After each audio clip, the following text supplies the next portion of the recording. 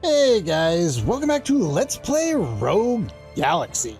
And for the first time in this series, and for the first time in a long time, you're getting post-commentary. You may have noticed a week or so ago, I posted up a little discussion post thing. Yeah, I recorded 2 hours, and I had split it into two, and I think the first half was like an hour and a half. Second half was, 25 minutes or something like that. Second half turned out fine. I had all my commentary, but I didn't have anything else. So I had to re-record the entirety of that hour and a half. And here we're going to start with number 25. The previous episode, we worked on a lot of the easier to complete blueprints. And this time we're going to move into a lot more of the complicated ones. So while I'll still have all this footage, if somebody for whatever reason wants to watch the entire thing, let me know and I'll make like a bonus episode that's just no commentary, just whatever I did. But as for how this episode is going to play out, I'm going to be cutting around a lot, trying to get through kind of a lot of this stuff a little faster, because me trying to do post commentary on this, it's just not gonna work. What ended up happening is I had black screen. All of my commentary was still there. So I had commentary that was referring to things that we couldn't see on screen. I even had the game audio, but for some reason I did not have any video. And not only did this happen in this episode, but in a few episodes as well, when we get into the Insectron stuff, it happened there as well. And like, these weren't subsequent episodes, they were like non-subsequent episodes recorded on different days, on days where I recorded other episodes that turned out fine. So I have no idea what happened. But regardless, the way that we're going to go about the rest of the factory today is we're going to demonstrate everything else that we can do. The previous episode, we covered almost all of the simpler ones. There's a couple more simple ones here, but most of them are going to be on the more complicated side. We're going to see, not just, one or two of the combiners, the assembly pieces. We're going to see 3 of them. I don't think we ever get into 4 of them, but the amount of combinations is kind of nuts. And how complicated some of them get, it takes a lot. And if you're not working from the existing image of it already completed, it's going to be, I wouldn't say too difficult to do, but it's going to be a lot more time consuming to try and piece out how long each of your runs is going to be in your head. Because not only do we have to line everything up exactly so that they arrive at the same place, the assembler at the same time, we also are going to need to have enough room on this board to place all of these pipes and all of these different combinations. So as you can see, I'm working from the image the other night. This was in the middle of my attempt to edit a bunch of episodes, and then all of a sudden realizing that, oh, I don't have all of this footage that I thought I had. And so it was late. I did not have the energy to do the commentary at the same time. Like I said, the original episode was like an hour, it was almost 2 hours worth of footage. So I would have spent probably about 2 hours recording at about 9 o'clock at night. And I really didn't have the energy for that. Had been a long day, but I decided that I did have the energy to at least do the footage, because as I talked about before, this is kind of a relaxing type of mini game. It's not like super involved, like it's complicated. You do have to think about it, but it's not too difficult to just do. And with that being said, I think I'm gonna cut a lot of the extra stuff here. Like, we're gonna basically show how to put this one together as kind of like a stager, and then on pretty much all the subsequent blueprints I'm gonna do, I'm going to cut pretty much the entire assembly process, and then we're going to go over things briefly and kind of talk about what I did without having to watch me do everything piece by piece. And hopefully that will get us through this in a more timely manner.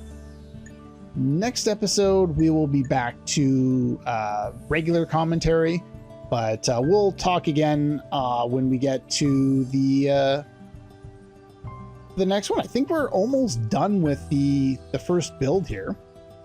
You'll see that we have two of the magical smelters up top into a combiner or assembler into the second assembler. And then on the bottom side, we have just a grinder. We put it far enough away so that the things should line up. And as I said, this is blueprint number 25. So blueprint number 25 is a recovery vial. And for this one, we know all the pieces already. So pretty simple, no guesswork here. We're just going to place our flame stones, our hell pots, and then our rubies. Once we do that, we should be ready to run it.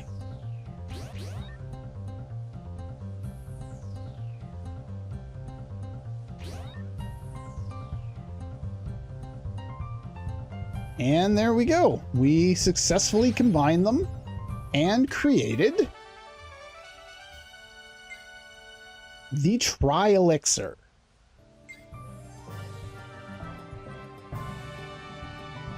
And these will now be available for purchase in shops, so that's quite nice.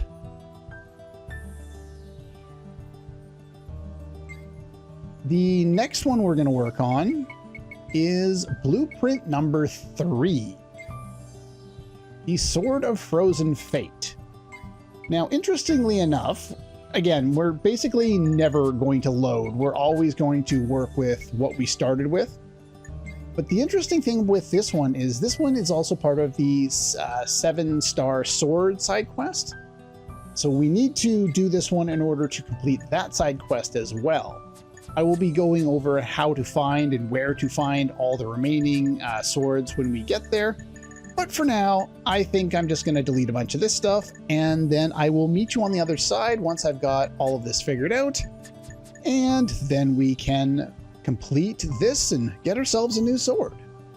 Okay, we're back. As you can see, we have switched things up quite a bit. We have started with a couple of regular smelters up top here into a single combiner. Make sure to have the form presses and the fans there as well. We're starting at the middle power point over on the left there. Going to drop down into the 2-piece assembler at the bottom again. And on the bottom side, we're using 2 grinders. So we put those further back into the assembler and then into the first one, or into the bottom one there, the main one. With that being said, they don't really list the materials for this one. So for this one, we're going to need 15 pieces of Revela alloy. And we're going to need 4 pieces of Ezerium.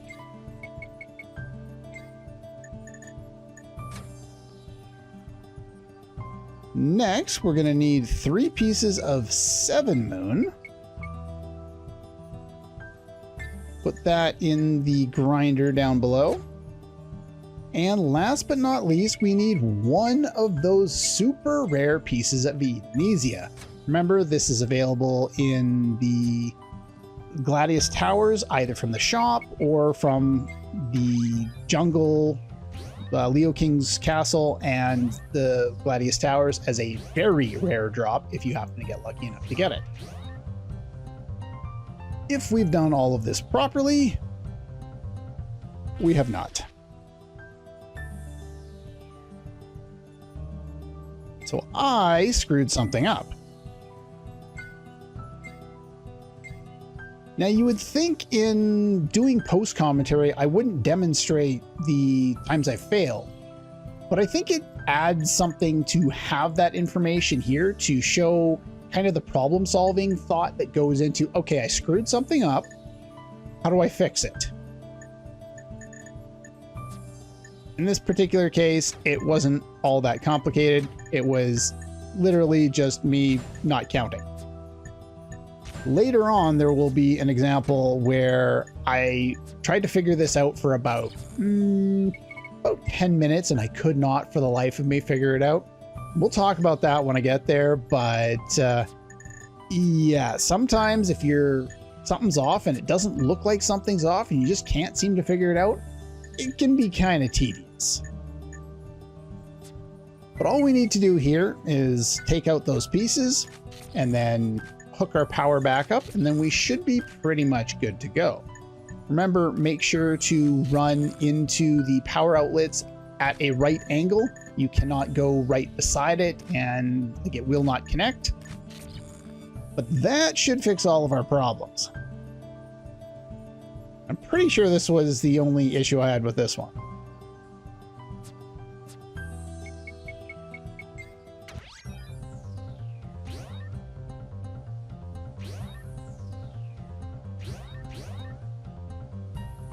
Based on what we did the first time, and the fact that we were only off by one, we're pretty sure that that's going to work. And with that, we've successfully created, eventually, the Ixion. The second 7-star sword that we've created. Next, we're going to move on to number 5. And for this one, we're going to have to make some changes. So let's do that. All right, and we're back. As you can see, we have added another of the the smelters up top. So we have fans in 3 different places to make sure we keep everything all nice and cool. But we're going to have 3 pieces of ore here into the 3-way combiner. And then on the bottom, we're just going to have the magical smelter for a single piece. Now for this one, we need the iron cube and the chameleon particulate that we got as a rare drop from the assault walkers in the factory there, in Starship Factory. So if you have not picked those up until now, you have one opportunity to get them until much later. And last but not least, the Queen Bee Stinger down below. I guess there was a Zerium in there as well, but I was talking. Make sure they're all cooled. And make sure we didn't screw up the timing.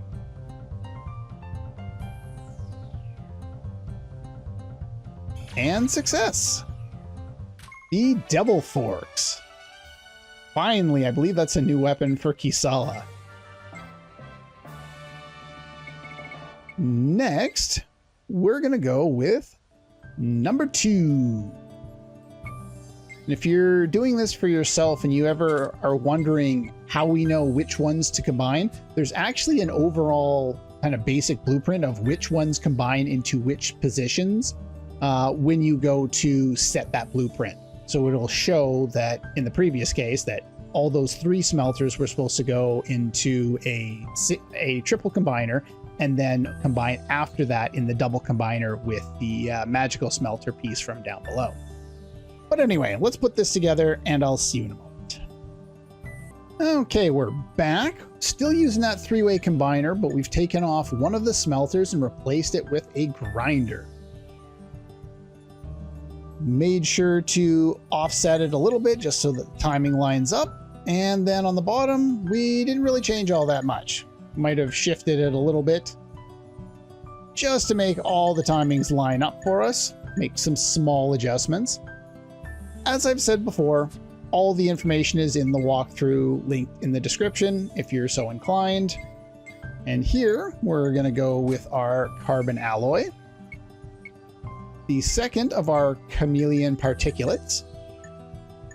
And for one brief second, my brain stopped functioning and I had to double check in my notes to make sure that that was not a gem that needed to go into the grinder. Some lapis lazuli. And last but not least, the ho-ho bird feather. And we can just run it together, and hopefully I didn't screw up. I don't think this is the one I screwed up.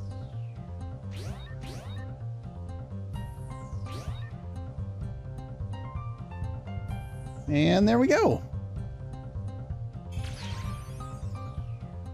And we create the Gustbringer.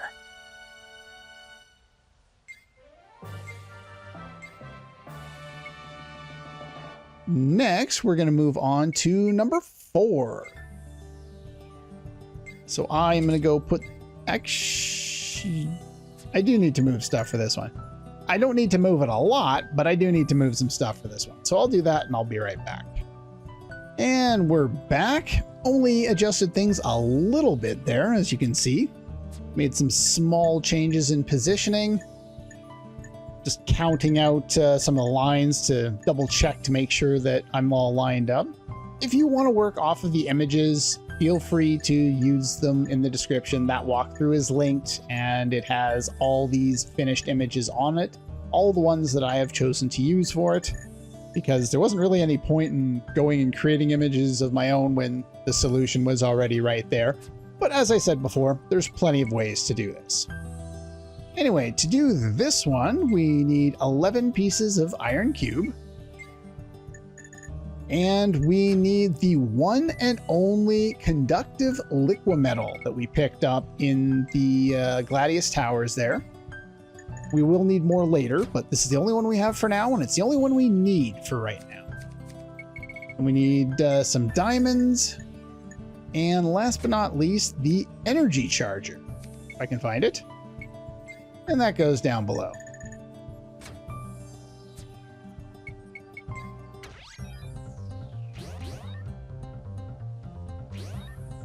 So yes, I didn't really talk about what was down below, but that was just for the mecha component there.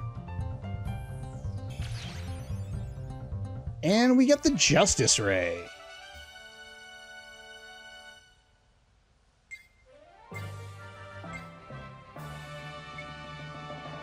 Next, we're going to go for number 11. Number 11, right here. And if I remember correctly, we don't have to change a damn thing because this one is the exact same layout as the other one. See, if you did these in random order by yourself without realizing that these two were exactly the same or that all the shields were exactly the same in the previous episode, you would spend a lot of time doing basically taking things apart and putting them back together when you didn't have to. That's part of what I did in my test run was I tried to fit things together. I wasn't always super successful at it, but I tried to change as little as possible just to make it easier and faster on myself. In this case, we don't have to change anything. So let's go in and put our Revela alloy, 7 pieces there for the first part. We can find those. And the Zeranium that's already been displayed for us. And that other piece of Edenesia. We only found 2 of them, and we only need 2 of them for the factory. Last but not least, we are going to need a pressure pump. Or rather, 3 of them.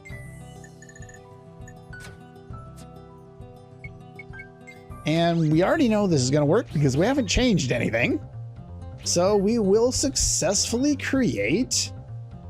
And let's give it some time. Give us a drum roll. Or a horn. We get Odin's Spear.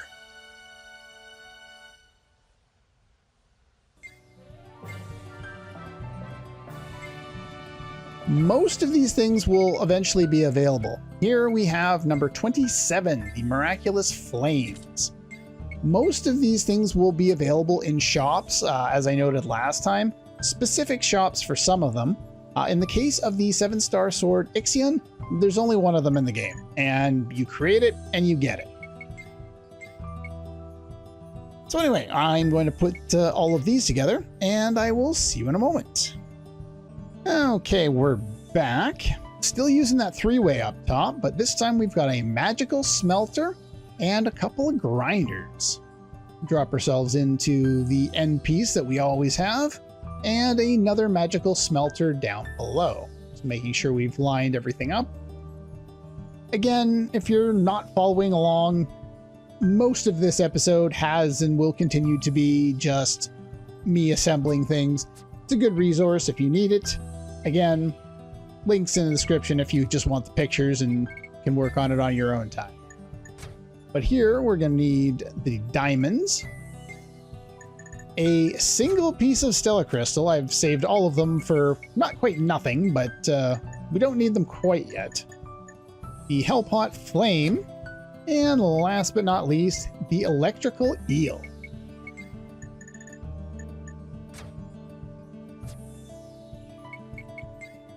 And with that being said, I alluded to this. This is the one where I was confused for God knows how long.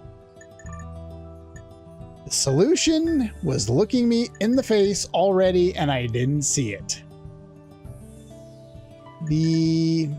Based on the orientation I have now, it was the top grinder is not in the right place. I need to rotate it. I'll be back in 10 minutes once I figure that out. Or at least when past me figures it out. Sorry, it was the bottom one, not the top one. Even in post, when I know I've made the mistake, I'm still making the same mistake. But yeah, hopefully you can see in between those cuts there that I've shifted the grinder and rotated it a little bit there. And now it works. It'd be easier to understand if they didn't send the item through when it wasn't actually going into anything. But for that, we get the perfect reviver. Those will be useful, and we can start purchasing them to basically make ourselves able to survive almost anything. Next, we want to move down to number 10. Blueprint number 10 is going to take a lot of reworking. So I'll be right back. Okay, we're back with a smelter up top, a grinder in the middle there, and a washer below there. Combine all of those into our three-way assembler there. You'll notice we have 1, 2, 3, 4, 5, 6 positions on this one, and obviously slightly different down below just to match up with that. Go all the way down and around, we have a magical smelter. So once we have all of our pieces in order, we can go and put this together. Need 8 pieces of carbon alloy. We already know all of these ones, which makes life easier. One of the hypergravity sensors. We can purchase these. I think one of them is from a boss fight in the Gladius Towers, and then the other one can be purchased, or both can be purchased, after gaining a platinum license from the Orphan's Hideout in the Cancer King Ruins on Vedan. And we have the Nebula Opal and the Ho-Ho Bird Feather. And that should be everything we need. So let's run this damn thing.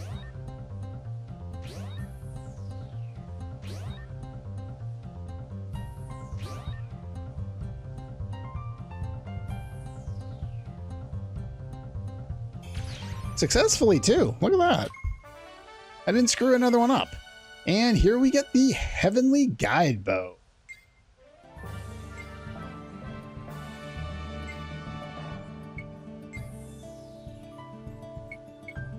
Next one we're doing is blueprint number 8. This one's going to be for Simon there. So let's put together something for him. And we're back 1, 2, 3, 4, 5 spaces away. We've got 3 washers into our 3-way.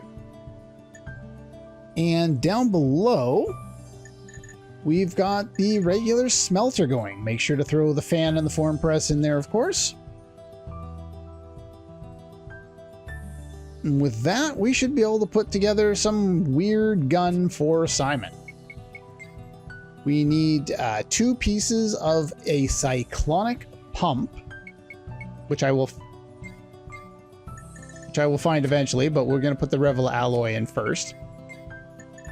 The only one I did backwards. Military grade battery, one of those, and the tachyon motor, two of those. And as I said, the cyclonic pump there. Get all of those put together, we should be good to go.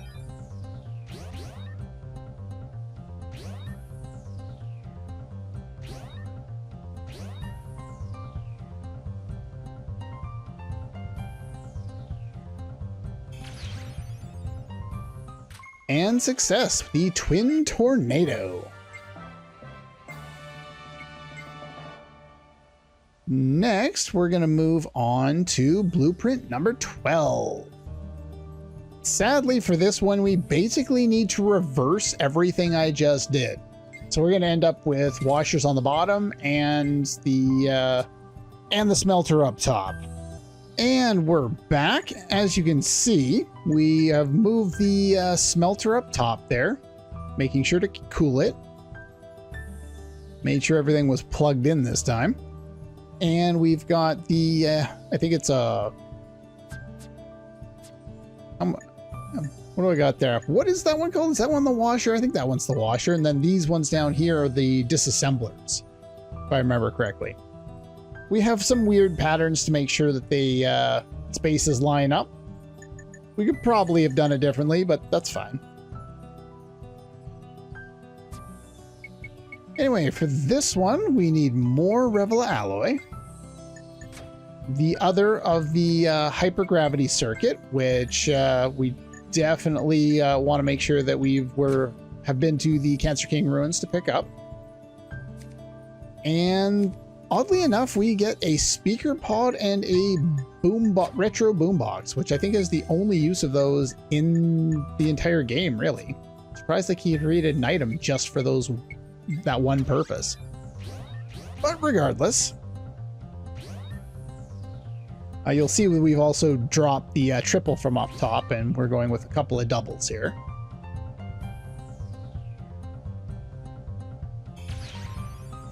And we get the homing shooter.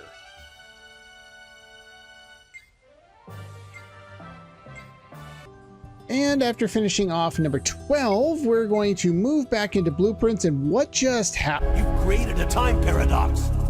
Yeah, my timeline for this episode is going to be an absolute nightmare. I keep forgetting things all over the place. In my notes, I have us working on number 1 next, but that's not going to happen because we should work on number 6 now. So again, I will do the rest of this off screen, and I will see you in a moment. All right, we're back. Now we've got 2 smelters. And then down here, we've got 2 disassemblers. I think that's what they're called, right? Doesn't matter how long I do this. I never really pay attention to the names. I do everything by shapes. I guess I would do very well in kindergarten, but not the best for explaining things, I guess. Anyway, back to the weird combinations down here. Using 3 two-way assemblers. Make sure to have your fans in place. Let's set our materials. Let's put the carbon alloy there, the Revela alloy here. Battery here, the Mobius battery, and let's see here, the tachyon motor down here. The amount of materials is incorrect. Oh. Was I holding the button wrong, or I'm missing one? How am I missing one? I could have swore I had enough of these. Okay. Well, luckily it saves all that work that you've done there. And then all you have to do is just run over to the ship, make sure we're on Zerard. And those should all be available. I believe those are in here at Picacchio's lab, if I remember correctly. I'll give you a different song to listen to for a little while here. I also realized that I've been recording for over an hour and a half to give you an idea of how long this is taking me in between edits and why I decided not to provide all of the information uncut, because I think that would have taken too long. I guess was missing one for some reason. I guess I'll sit around here in case I need to buy any more parts for that. I don't need to go back on the save point, I just force of habit. Anyway, enough of different sound effects, different visuals. We're going to go right back to exactly the same thing. Let's finish this off. I wanted to get this out of the way so that we don't have to like worry about this at all anymore. Let's zoom out. Go. All of those are okay. Now let's give her a run. It's the same orientation as before, so that should work, and that works. Should be good to go.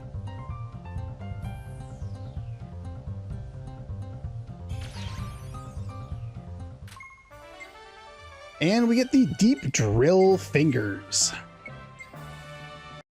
You've created a time paradox. And just because I like to confuse you even more, we're going to break the timeline once again, and now we're going to work on blueprint number 1, which I forgot to initially record on the second re-recording of this episode. This timeline is a nightmare. Anyway, number 1, I'll see you in a minute. Okay, we're back, and oddly enough, this will probably be the last thing I record for this episode, but let's sandwich it in the middle and confuse the hell out of everyone. Why not? For this one, we need a smelter up top, and I've slightly changed the combination that I have from the combination or the layout that's in the drawing, but it was easier this way just because of how I had things set up. But basically, we have a grinder down below, long path to the combiner there, and then we have a magic smelter, regular smelter. So let's put together the materials we actually need for this one here. Put the, nope, wrong one. We are going to put the iron board. Don't worry about the fact that the numbers are way off. It's just, this episode has been a nightmare to edit, and it's going to continue to be that way. Let's make our lives easy and ignore all the inconsistencies, and let's just do the thing that we're here to do. So, Stellar Crystal, Thunderstone, iron board. Let's run it. Hopefully I did it right. Because at this point, I have no idea. I am guessing at this point.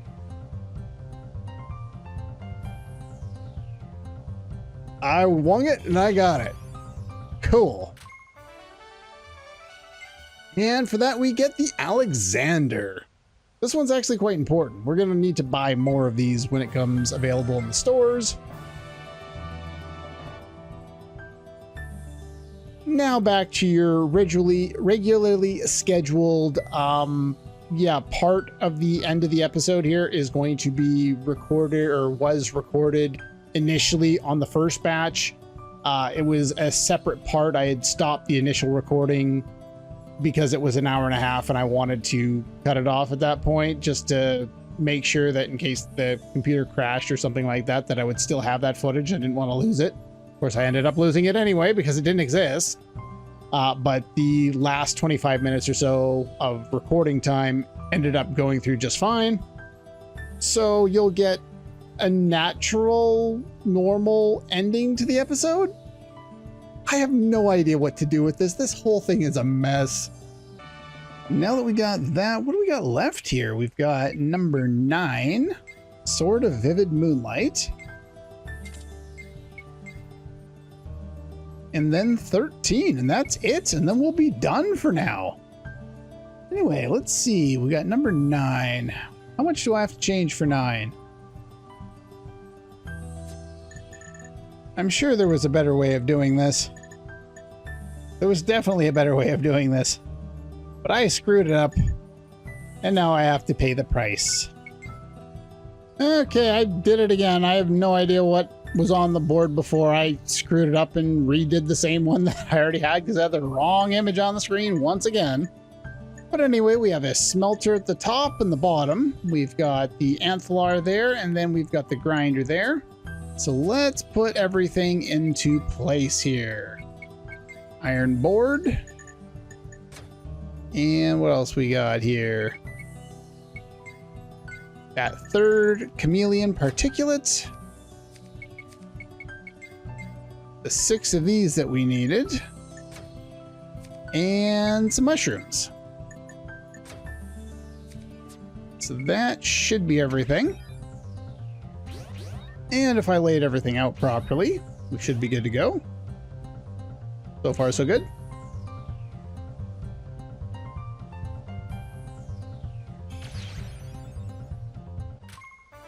And success, we got the crescent moon. That leaves us with 1 left. Set it in place. Make sure we're on the right one this time. And I guess since this is the last one that I'm going to be doing until later chapters, let's do the rest of this on screen to give you an idea of, like, another idea of what exactly I am doing here. So let's see, I still need this one. It's exactly where it needs to be. So that can stay in place. That can stay there. Change that. I don't need this anymore. I don't need that. I don't need that. I don't need this. That's already in place. So let's grab this, and we are going to put it right there. Grab this one, put it right there. This guy. Let's get rid of some of these pipes. They're just in my way, making my life difficult. Go. Get rid of that one too. I will finish placing them in a moment. Let's go right here. We want to go in 1, 2, 3. Should be the right location there. Yes. And then this guy here. Let's go all the way back. That's exactly where that's supposed to go. Set up that one, that one.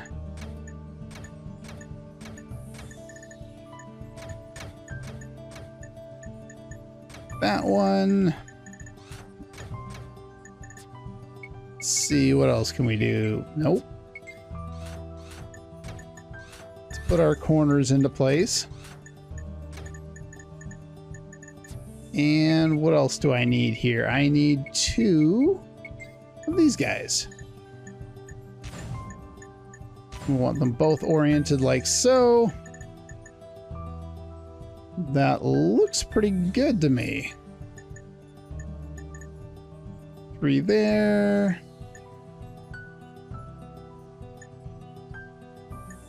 Yeah, it looks good. Okay. Now we can power it up.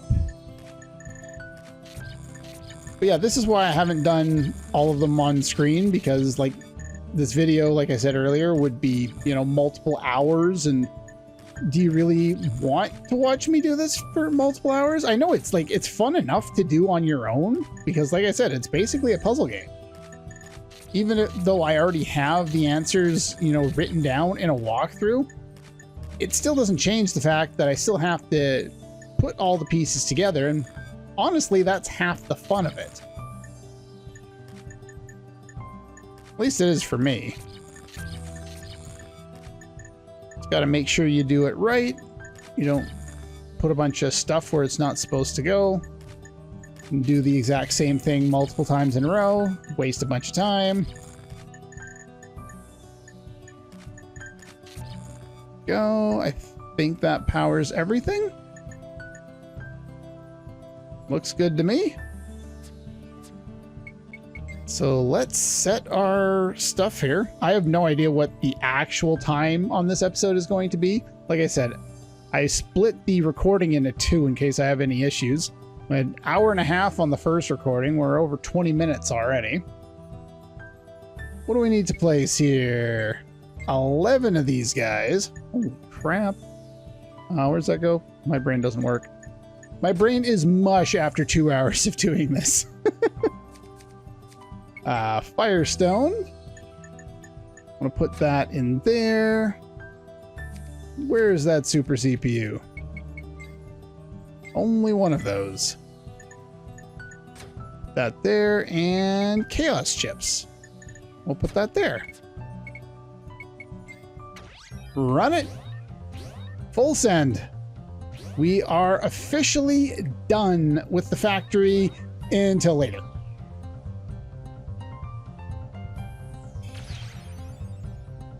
And with that, we create the Devastator, the final item that we will be doing for now.